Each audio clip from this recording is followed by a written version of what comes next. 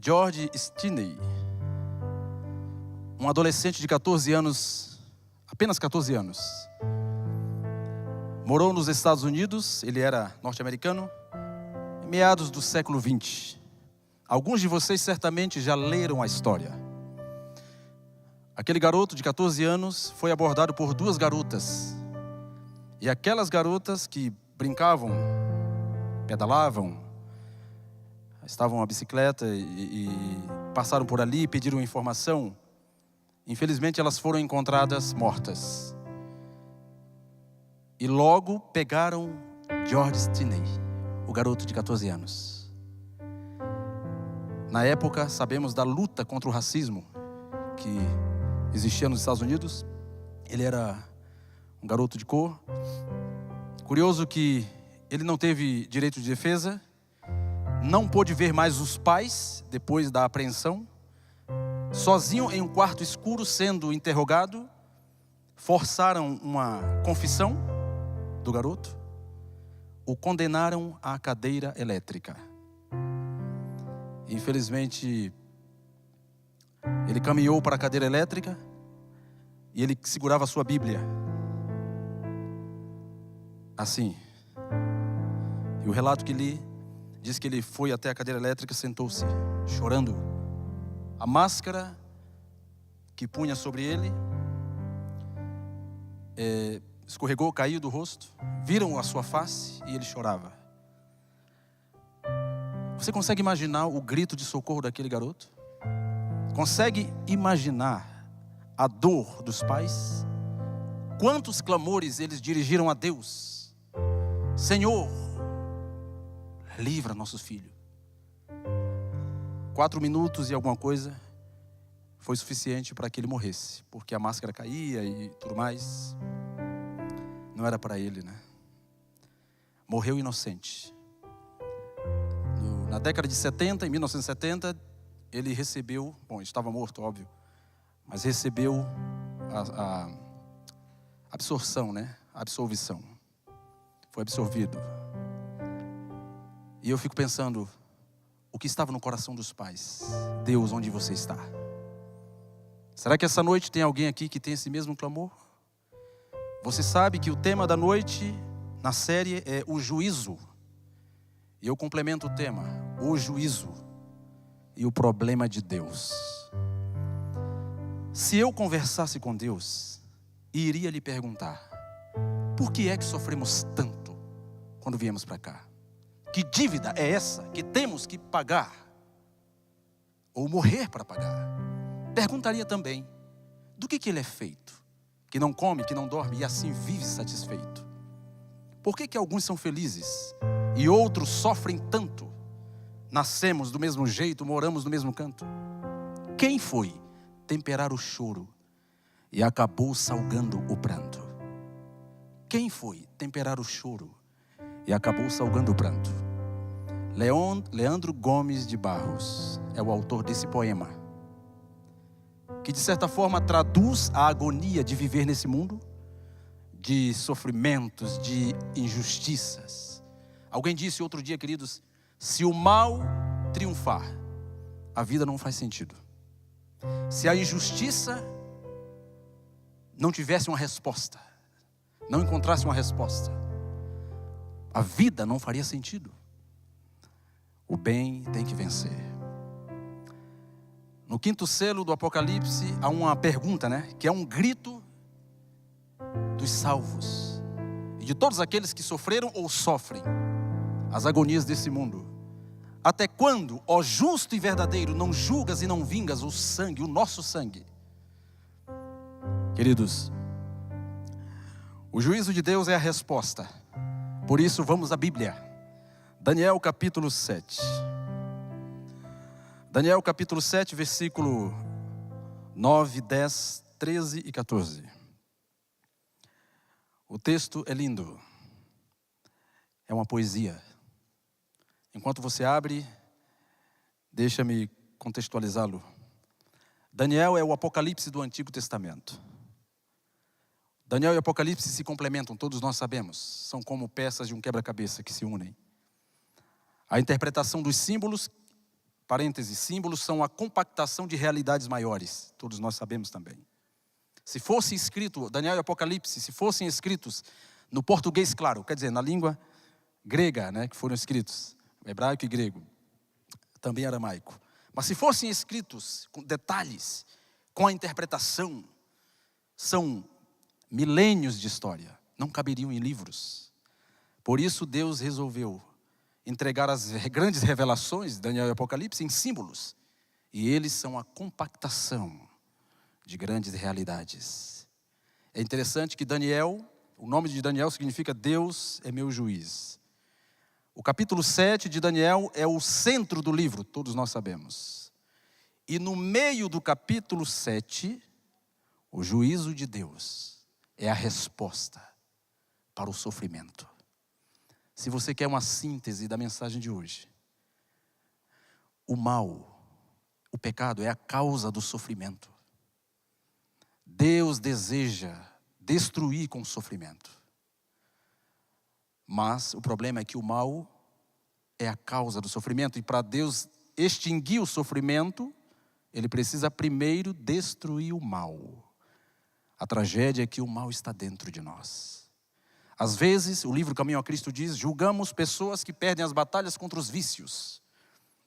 A embriaguez, o fumo, etc, etc. Meu pai foi um deles. Ele perdia a batalha todos os dias. Eu achava impossível ele se recuperar. Mas Deus fez um milagre na vida dele. Queridos, e lá diz assim, no entanto, nós nos esquecemos que os pecados mais ofensivos a Deus são aqueles que abrigamos no coração. Orgulho e egoísmo. Esse é o famoso pecado dos santos, né? Ou aqueles que se consideram santos. Queridos, interessante que Daniel capítulo 7, versículo 9 diz assim, continuei olhando, até que foram postos uns tronos.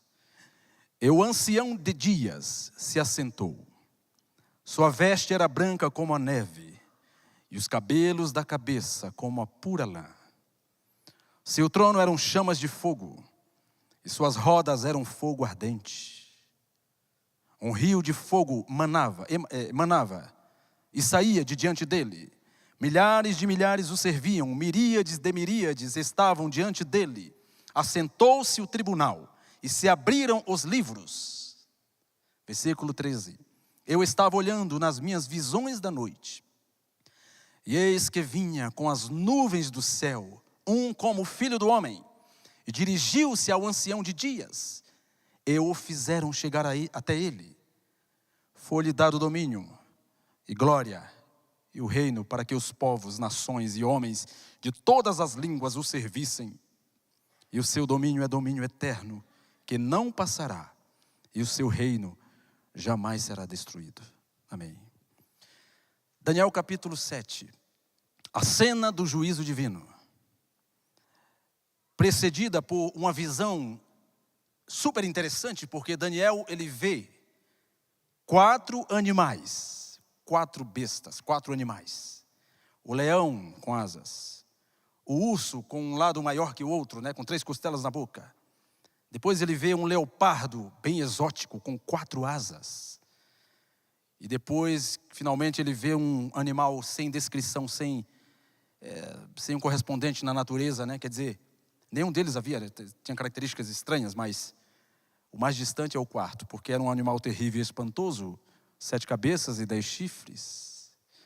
E dos 10 chifres, 3 caíram, ou foram arrancados, e no lugar saiu um chifre pequeno, que tinha boca de homem, que falava insolência contra Deus, que perseguiria os santos de Deus, os servos de Deus, que atacaria a Deus frontalmente, um sistema político religioso que surgiria no mundo, e perseguiria os santos do Altíssimo durante um tempo, 2 tempos e metade de um tempo. Aqui apenas para aguçar a sua curiosidade e você poder estudar, venha estudar conosco. A igreja oferece muitos meios de aprofundamento, né, na Bíblia, mas apenas uma síntese. O que Daniel vê é a continuação do capítulo 2, porque no capítulo 2 ele vê uma grande estátua, impérios mundiais que sucederiam-se uns aos outros. Daniel viveu na época de Babilônia. No capítulo 8 de Daniel, você encontra uma interpretação bem clara. Quer dizer, lá diz que a Média e a Pérsia viria depois da Babilônia. E depois lá fala assim, a Grécia virá depois da Média e da Pérsia. E todos nós que estudamos e conhecemos a história, vemos que a profecia se cumpriu como Deus previu. Logo, o quarto império mundial é evidente, por várias razões no texto e na história, que é Roma. Roma sucedeu o Império Grego. E de Roma, depois do ano 250 até o ano 538, precisamente, Roma foi dividida em 10 nações. É a Europa que nós temos hoje. As tribos bárbaras que invadiram o Império Romano. E daí então, a partir daquele ano, 538, surgiu o poder papal, a era medieval, a era das trevas. Durante 1260 anos, como a profecia previu. Perseguição, morte, terrível, a era das trevas. Rejeição da Bíblia, ataque ao povo de Deus. Aí quando você lê o capítulo 8 de Daniel, você percebe que as ações do sistema de engano, da falsa religião, seriam de substituir a obra de Cristo. Colocar seres humanos como intercessores, dizendo que um ser humano pode interceder e deve interceder por você, e você não tem acesso a Deus. A era das indulgências. Era necessário pagar para receber o perdão dos pecados. O ataque ao ministério de Cristo no santuário celestial. Outro dia alguém me perguntou, mas o que Jesus estava fazendo antes de começar o juízo no céu? Bom, a Bíblia diz, ele entrou em um santuário não feito por mãos humanas, após a ressurreição, e intercedeu por nós. Aliás, Hebreus capítulo 7, versículo 25 diz, Jesus intercede por nós, vive para interceder por nós. 1 João 2,1 diz, filhinhos meus, estas coisas vos escrevo para que vocês não pequem. Se todavia alguém pecar, temos um advogado junto ao Pai, Jesus Cristo justo. Ele é a propiciação pelos nossos pecados. Daniel capítulo 7, queridos, quando Daniel contempla as cenas que se desenrolariam ao longo dos séculos, ele vê que a resposta para os ataques e a perseguição ao povo de Deus é o juízo divino. O juízo de Deus é a resposta. E ali ele diz assim, eu vi o ancião de dias. É a única vez que aparece na Bíblia essa expressão. Mas a Bíblia coloca Deus como o soberano, o altíssimo, o eterno. As características do trono, a mesma visão de Ezequiel, o trono que se move. Está falando de Deus Pai, o altíssimo, que entrou em cena. E ali diz assim, um rio de fogo emanava diante dele, milhares de milhares, os anjos ao redor do trono. E a cena descrita, os anjos em pé, recebendo Deus Pai. Mas Daniel continua olhando, e os livros foram abertos. Tronos foram estabelecidos, os livros foram abertos. E que livros são esses? A Bíblia descreve, queridos, por exemplo, o Salmo 56, versículo 8. Diz assim, eu leio aqui. Contaste os meus passos quando sofri perseguições. Recolheste as minhas lágrimas no teu odre, na tua vasilha, ó Deus. Não estão elas inscritas no teu livro? Não estão elas escritas no teu livro? Queridos, há registros no céu. Esse é um dos aspectos, uma das evidências de que Deus não nos abandonou, não se esquece de nós. Você não precisa ter medo do juízo divino. Essa noite são apenas relances desse tema. Ele é vasto. Ele vai até o pós-milênio, não é? As fases do juízo. Mas eu gostaria que essa noite você se concentrasse na esperança que Deus quer te dar. Porque o Espírito Santo de Deus sabe quem está aqui essa noite. Ele sabe também que você que assiste ou assistirá precisa de uma resposta, precisa de um consolo. O Senhor recolhe as nossas lágrimas. Não há sorriso que você esboce, não há lágrima que você derrame em sua vida, em sua trajetória de vida, que Deus não perceba, que Deus não veja. Nenhuma lágrima de um filho cai diante de uma perseguição, que Deus não possa anotar todas as coisas. Um dia Deus trará a juízo, diz a Bíblia, até mesmo os segredos dos homens. Malaquias 3,16 diz que há livros no céu, são memoriais, como o rei Assuero escrevia, na época, na Pérsia, escrevia, esse é o contexto de Malaquias, não é? Ele escrevia os atos bons dos seus súditos, para que pudesse recompensá-los. Assim Deus tem nos céus os registros da sua fidelidade, os registros da sua lealdade. Deus sabe as suas lutas, os dramas pessoais que você enfrenta. Não é fácil ser um seguidor de Deus, de Jesus, inclusive no século 21. Todas as provações, todas as perseguições. E aqui eu amplio Apocalipse 12, diz que Satanás, enquanto o juízo de Deus se processa no céu, Satanás é o acusador. Ele nos acusa de dia e de noite.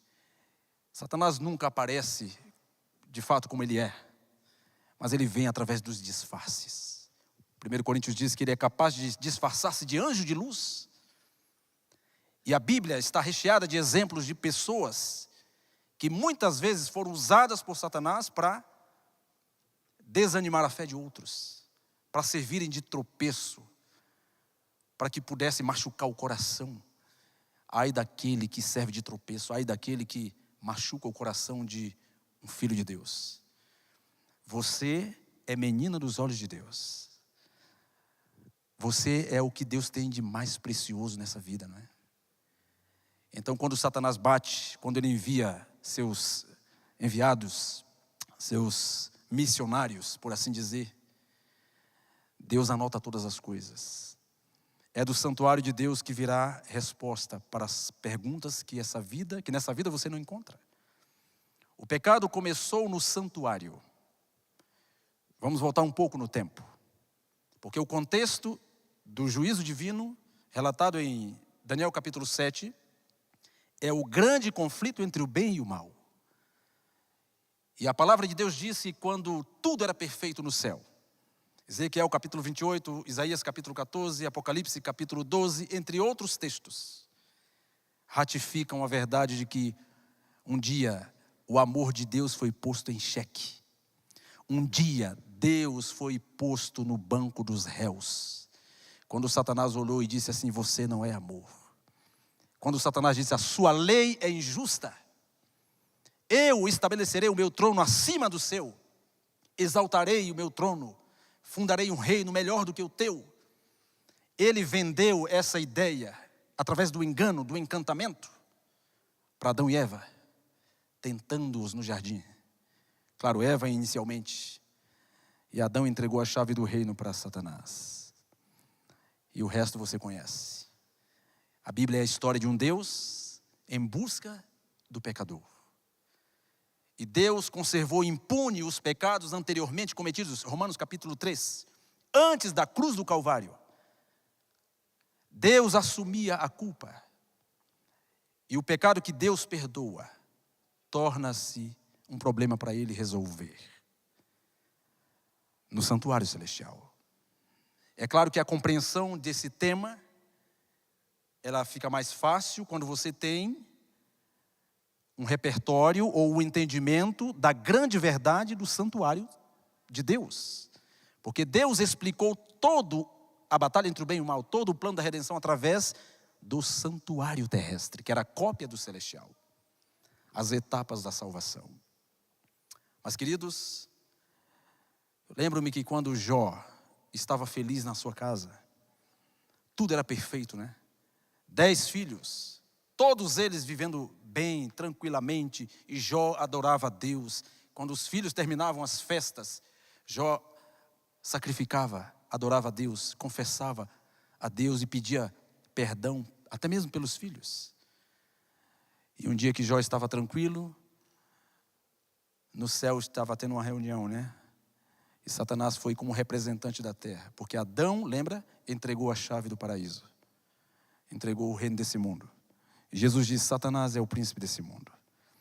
Então ele foi e Deus perguntou primeiro: de onde você vem? Ele disse: de rodear a terra e passear por ela. E aí Deus falou: opa, a terra não é sua.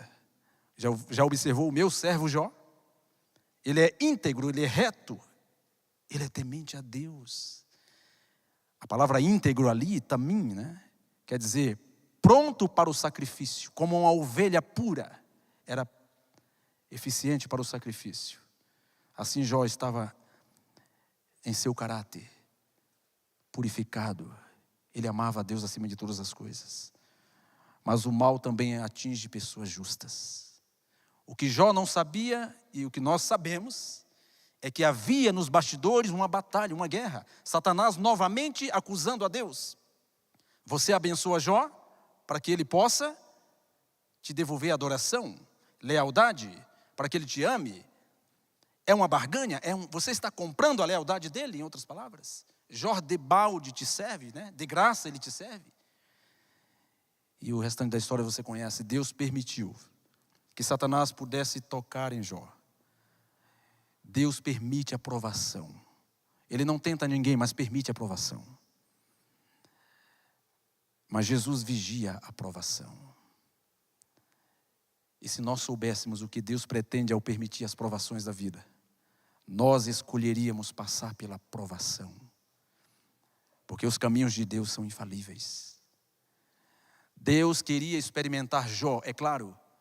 Mas sobretudo, queridos, quem estava em jogo não era a fidelidade de Jó necessariamente. Você sabe, era Deus novamente no banco dos réus. E a vitória de Jó permaneceu fiel. E quando você permanecer fiel a Deus, todas as vezes que você vence a batalha contra o pecado, contra as injustiças da vida, é o nome de Deus que é honrado no grande conflito, no tribunal divino. Mas, queridos, Deus restaurou Jó. Óbvio que ele não deu os filhos que haviam morrido. Ficou para a ressurreição. Um dia desses, meu filho pegou no rosto da minha esposa. Meu filho de 5 anos, né? O mais velho, o Leonardo. Estava minha esposa pondo ele para dormir. Ele pegou no rosto dela e disse assim: mãe, quando você morrer, você vai se esquecer de mim. E ela disse: não, filho. É claro, a morte é um sono. Mas lembre-se, quando nós dormimos, o amor não acaba. Aí ela foi explicando para ele, né? Que a ressurreição será a oportunidade de voltar à vida e voltar a amar. E a história vai continuar.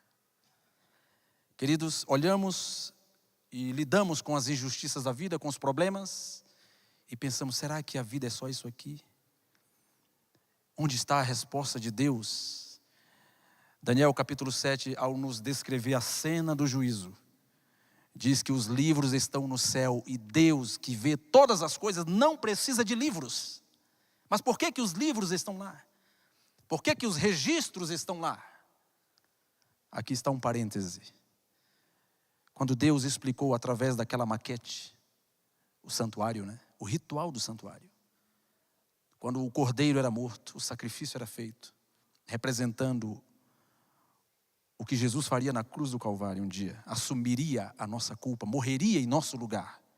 Lembra que os sacerdotes aparavam o sangue do cordeiro e ele levava para dentro do santuário, no lugar santo, aspergia no altar de incenso, na cortina ali, acendia um incenso, fazia uma oração de intercessão. Dessa forma ele contaminava o santuário. Simbolicamente, o pecador que confessava a sua culpa, a culpa do pecador simbolicamente era transferida para o cordeiro, a ovelha, o cordeiro. E através do sangue que era parado e levado para dentro do santuário, o pecado estava sendo transferido para o santuário. Sabe o que Deus estava dizendo? Quando eu lhe perdoo, filho, pelo que Cristo fez na cruz do Calvário, quando eu lhe perdoo, eu assumo a sua culpa. E os pecados contaminam o santuário celestial no sentido de que os registros dos pecados ficam lá, nos livros do céu. E por que os registros? Porque Deus, no santuário celestial, precisa vindicar o seu nome. Os anjos são as testemunhas do juízo, diz o livro de Daniel capítulo 7. Estamos ficando só em Daniel 7. Os anjos são as testemunhas do juízo. Deus precisa provar para os anjos que Ele é justo ao nos perdoar, ao lidar com os nossos pecados. E quando Deus perdoa, Ele apaga os pecados e permanece lá os nomes daqueles que foram redimidos. Enquanto Jesus faz essa purificação do santuário celestial, quer dizer, o apagar de pecados e a confirmação de nomes, enquanto estamos vivos, fazemos parte desse processo, né? Quando a morte chega, já não há mais o que fazer.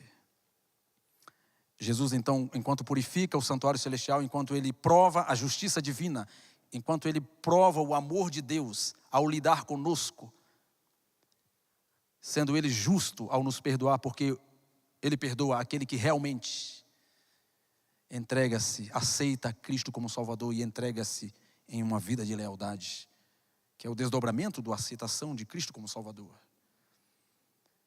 Finalmente, nas bênçãos do santuário celestial, nessa corte divina que é o juízo divino, das bênçãos, entre as bênçãos, além do perdão dos pecados, nós recebemos a unção do Espírito Santo. Essa é a grande dádiva de Deus, para que Ele purifique o nosso coração. Eu gostaria de ir para a parte final da mensagem dessa noite. Daniel capítulo 7,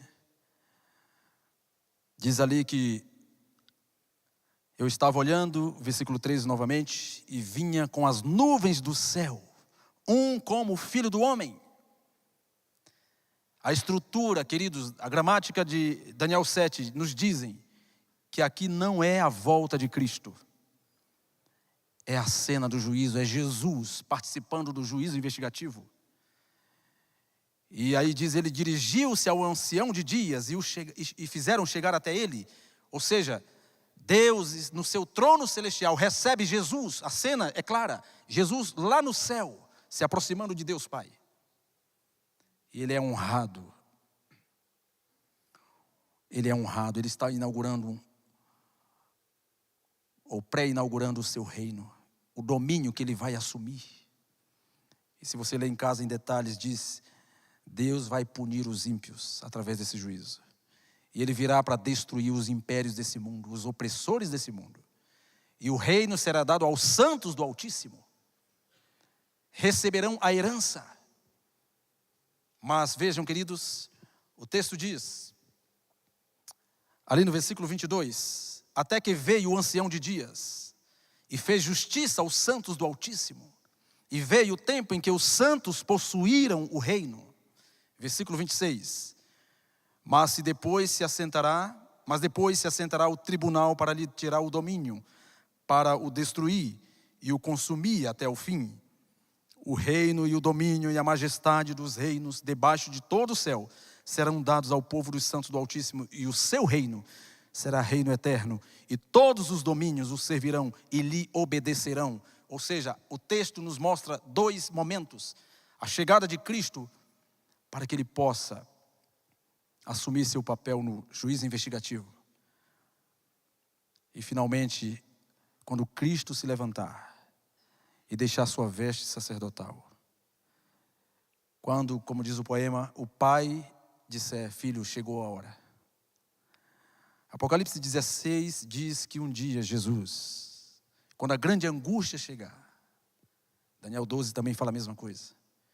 Jesus se levantará, queridos, no tribunal divino, para que possa vir nos tirar desse mundo de dor, de sofrimentos, de tristezas. E o Pai vai dizer assim, filho, chegou a hora. Vai, filho, chegou a hora. Talvez essa noite eu esteja falando para alguém que esteja vivendo de forma triste, abatido, porque tem perdido constantemente a batalha espiritual. São pecados que assediam, tentações o tempo todo, as acusações de Satanás, e você se sente indigno, irrecuperável, e o seu coração também te acusa, né? Sua mente, sua consciência. repleto de culpas.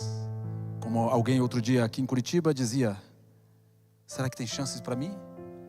Será que Deus pode resolver o meu caso? Eu nem consigo dormir à noite. Eu acho que eu fui longe demais. Queridos, a grande verdade do santuário celestial é que Deus é suficientemente poderoso, e que aquele que está em Cristo, que está unido a Cristo, para este que está unido a Cristo, não há condenação. Nada poderá separar-nos do amor de Deus que está em Cristo Jesus. Nem fome, nem tristeza, nem tribulação. Nada, nada. O quarteto agora vai cantar, vai louvar a Deus. Eles vão louvar exatamente a cena do final do juízo divino. Porque um dia Jesus se levantará do tribunal divino e Ele virá para nos resgatar. Deus, lembre-se, aguarda com intenso desejo a manifestação do seu caráter em nós. Quando o povo de Deus refletir perfeitamente o caráter de Cristo, então Ele virá para reclamá-los como seus. Enquanto o quarteto louva a Deus, você pode fazer a sua oração e clamar a Deus: Senhor, tem misericórdia de mim, perdoa-me, restaura-me, dá-me pelo menos as 2 bênçãos do santuário, Senhor: o perdão dos meus pecados e a unção do Teu Santo Espírito. Vem, Senhor, para habitar em mim, para purificar meu coração. Dá-me essa segurança, a segurança da salvação. Enquanto eles louvam, você então pode conversar com Deus. No final da música eu faço a última oração e a gente se despede.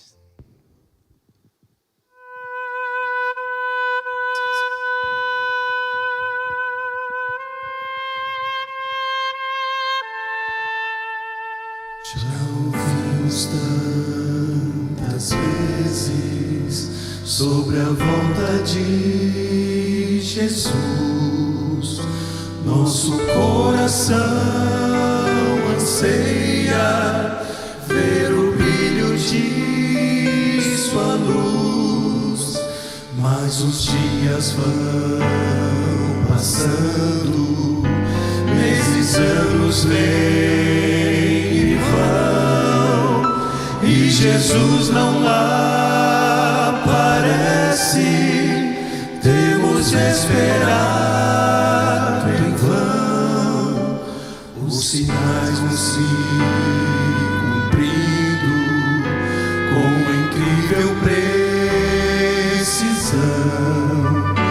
Nossa fé está segura na divina inspiração. Já está chegando o dia quando Deus se erguerá do seu trono de justiça, e a Jesus então dirá: Filho, vai, chegou a hora. Filho, vai, sem mais demora.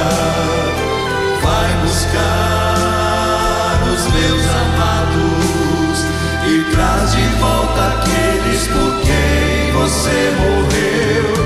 Filho, vai,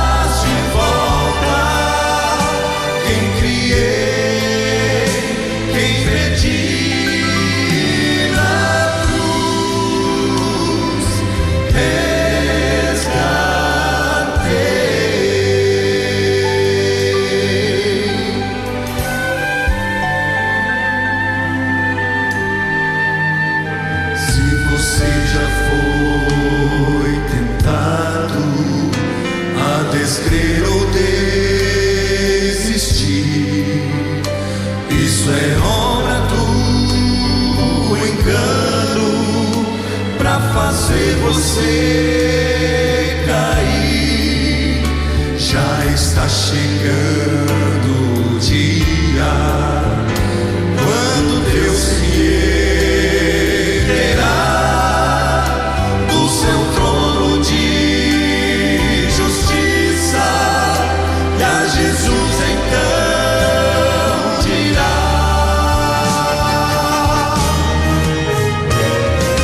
Filho, vai, chegou a hora. Filho, vai, sem mais demora. Vai buscar os meus amados e traz de volta aqueles por quem você morreu. Filho, vai, agora basta. Está provado, mal não presta. Chega de esperar, a saudade dói demais. Já preparei a casa, já preparei a mesa. Filho, me traz de volta quem criei, quem perdi na cruz.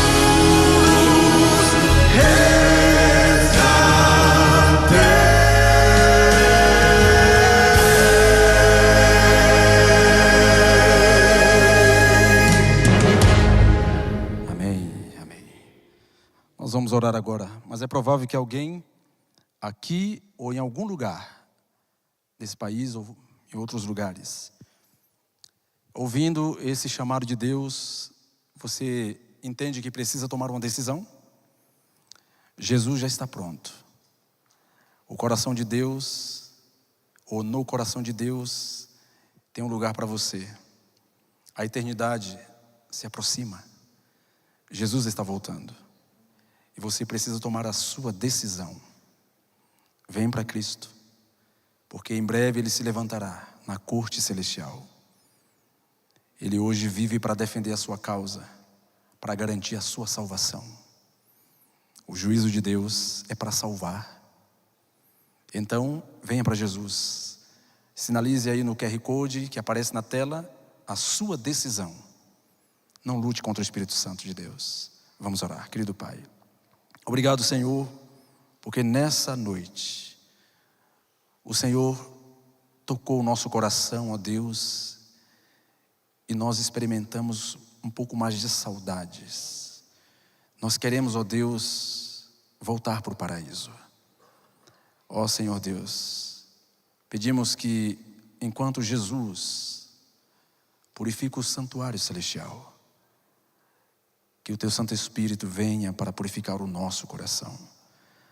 E ajuda-nos, ó Deus, prepara-nos para em breve vermos Jesus face a face. Em nome dEle nós suplicamos. Amém, Senhor. Amém. Tenham todos uma ótima noite, uma feliz semana em Cristo.